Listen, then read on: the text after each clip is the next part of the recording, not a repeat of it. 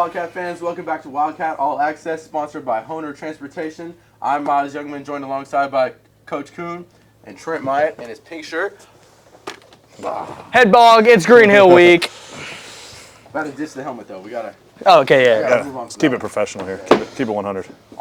Wrong way, dude. There we go. Okay, now we're Awesome. Super excited for this week. We're gonna get some stuff started off. Got some more questions for you, Coach. Absolutely. Got some more questions. We're gonna recap the first 30% of the season-ish. Having played 30% of the regular season, do you think you're ahead of the curve? I wouldn't say we're ahead of the curve. Everything that we want to accomplish is still out there. It's always, obviously great to be 3-0. It's better than any of the alternatives. But the big goals that we set out during the season, they're still out there and they're still in front of us. So, the big thing that we talk with the team about all the time is focusing on the process, is staying dialed in to what we want to accomplish and not sitting here thinking about what we've done. It's where we want to go and the process it's going to take to get us past 3-0 to an even better record than that. Awesome. Well, I'd like to touch on Northwest a little bit, being your first game here at Wilson Central, and it being a big night. There were fireworks, it was elementary night, there were a lot of kids out there. Yep. It was a big win, 42-0. Can you speak to that a little bit? Yeah, no, it was really cool to see just our whole community come out and support. The cool thing about Wilson Central that makes us different than everybody else is, we don't really have just one community per se. We've got Gladeville, we've got Mount Juliet, and we've got Lebanon that all combine to make us. And so to see our fans come out and if the home side wasn't filled, it was pretty darn close. But to get to see that was really cool. And then obviously to be able to perform like the team did, you always want that in the big moments when you got a lot of people there. So that was good. Of course. You had some big guys coming into this Northwest game that they really turned it on. All season, Ethan Kimes has been an absolute animal, and him paired with Chico has been really something unstoppable. Yeah, well, and that's something we've said since I guess back in December when I got here is we have talent on the offensive side of the ball, and we have guys who can make plays in space, and Ethan Kimes is doing that. I mean, he's all over the place, and not to mention playing linebacker on defense. I mean, he's all over the place. And then Chico, he's really the workhorse for the entire team. The amount of stuff that we ask that young man to do is just unbelievable, and he just responds every single week to it. Someone I don't think we touched on very much was Josh Lechner, who has spent the last 2 games now behind center. Yep. After playing multiple different positions. Can we speak on him a little bit? Yeah, I mean, and this week will make week 3 that he'll be playing quarterback, and just walk up to a kid and say, hey, listen, we know you play outside linebacker, receiver, but you're going to play quarterback this week. And the way he responded and the amount of time he's put in to learn the position, to show the leadership it takes to play that position it's been fun to watch. And he's just he's a team guy. I think I mentioned earlier he's kind of like a Swiss Army knife, right? He's got a lot of different blades, a lot of different talents that he can do, and it's fun to watch that kid play when he's out there. Fun fact about Josh, he was actually a pretty good wrestler. Really? I didn't know that. Got the length, got the reach. No, dude, he was a pretty good wrestler. Let's see if we can get him back out there this year. No, dude. Heck yeah, 100%. Let's go. 100%. I think we're going to take a short little break here, and then we're going to come back and talk a little bit more about LaVergne and Green Hill. Again, this episode is sponsored by Honer Transportation. Honer Transportation. Honer Transportation. Dub C, baby. If you're ever in need of transporting items, big or small, locally or cross-country, you need to call Honer Transport. Based in Murfreesboro, Tennessee, Alan Honer will make your day with reliable service and on-time delivery. Call Alan and talk with him or one of his staff members about how they can help you. Make the call now, 615-967-1810. That's Honer Transportation. Welcome back to Wildcat All Access. My name is Trent Myatt, joined alongside by Coach Kuhn and Miles Youngman. We talked a little bit about the first part of the season in the first little segment. Now we're going to talk about kind of the more recent games going on. Just like last week at LaVergne was a big confidence boost, but also it got close at times, and so it was a good kind of a wake-up call into we got to stay on it the whole time. Right. Yeah. I mean, if you look at the game as a whole, we kind of had a rough third quarter. I think our first, second, and fourth quarters we played, Wilson Central football like what we want to play. But when it came to the third quarter, we kind of struggled a little bit. Special teams hurt us there. So, the nice thing is you get the win, but there's plenty of stuff that you can work on, and we've been working on it this week trying to improve on those things.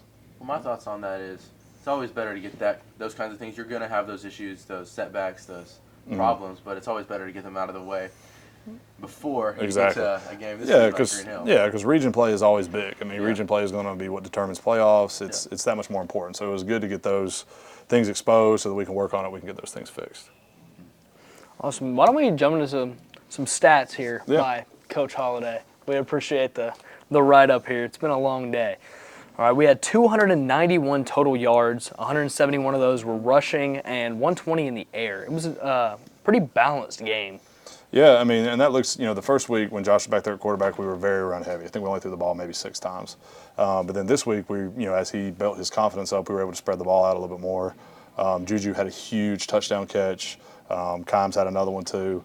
But, just being able to spread the ball around to the different guys, him being able to do that effectively has been really big for us. I think we might even have the highlights up here in just a second, ready to play. Look at that. Go through those play-by-play. Great graphics department we got here. I like this. Yeah, so there's Kimes' first rushing touchdown. Just a little variation in one of our base run plays that we do. See Luda getting excited. It was really nice. That first drive took 6 minutes off the clock. And then come back, give it to the workhorse, let Chico do his thing. Man, he runs hard every time he has the football, which is it's so much fun to see. All right, and then there's the big touchdown reception by Kimes. We kind of faked a little quick screen out to the edge. They were biting up really hard on it. And Leshner, not the greatest ball he's ever thrown, but he got out there far enough that Kimes could make a play on it and score a touchdown here. All right, let's see what we got here. Another little Chico run. Love it. Runs hard, straight down the middle, keeps his shoulders square. Fun to watch that kid when he's got the ball in his hands.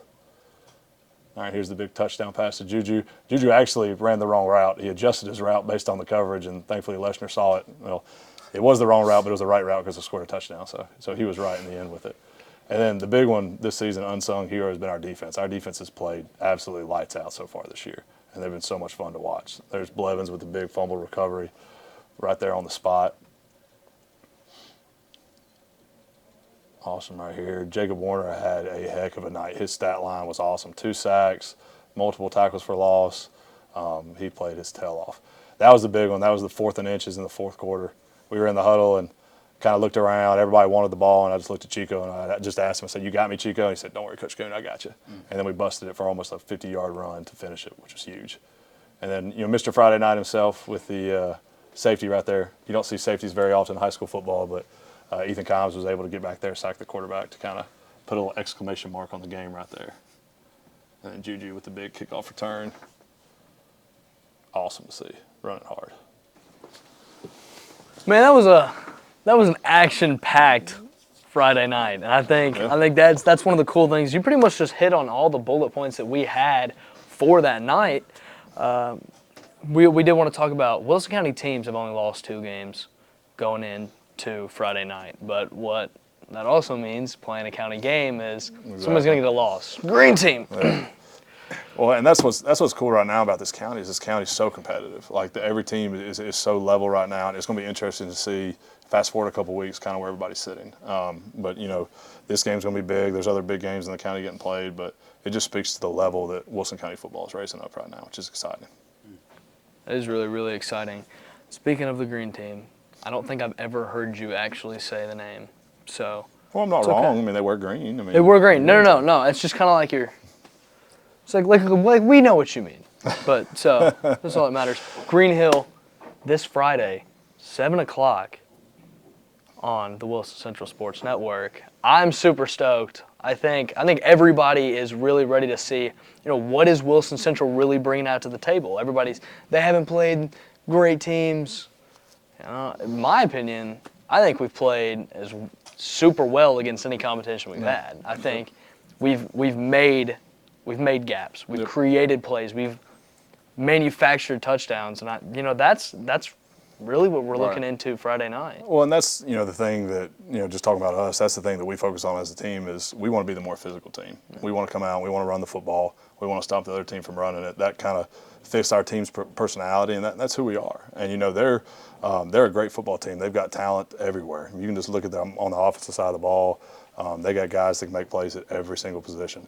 Special teams, they're solid. They're very well coached on special teams, and defensively, they're just as solid. So we're going to learn real quickly about where our football team is, and kind of what, kind of how we stack up as a football team. And we're excited for the opportunity.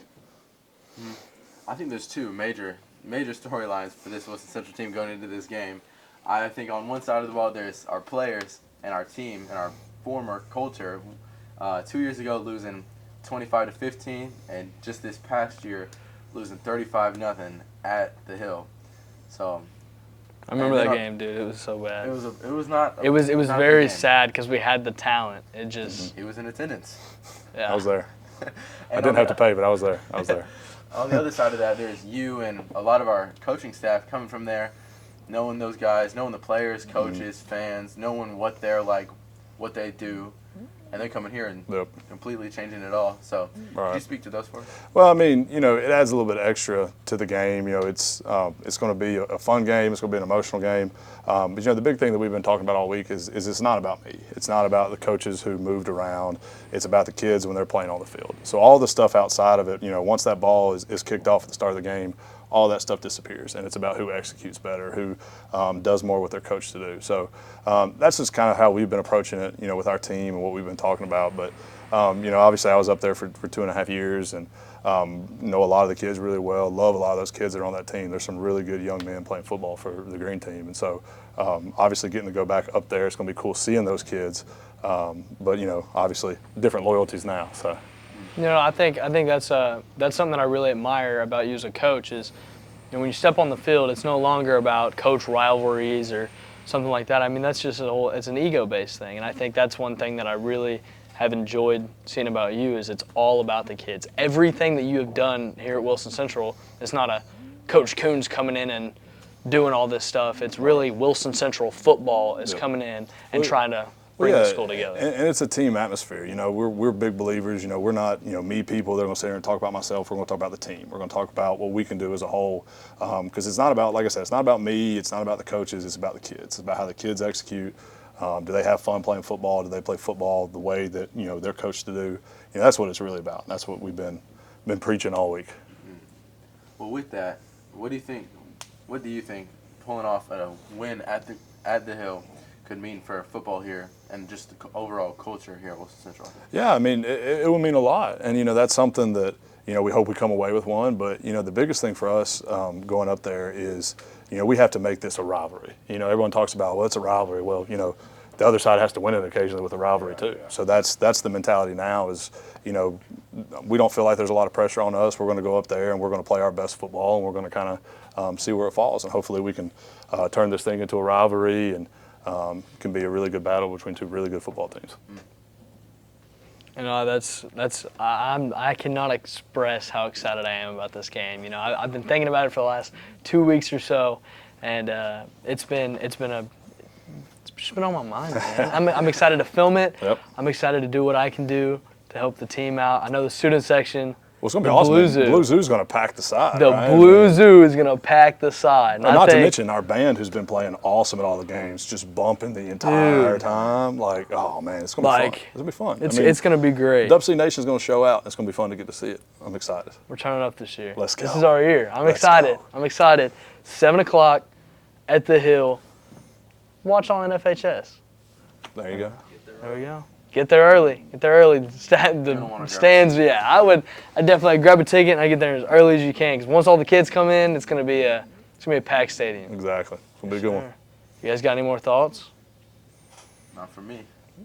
Let's go beat the Hawks this week, baby. Dub C. Dub C. Dub C.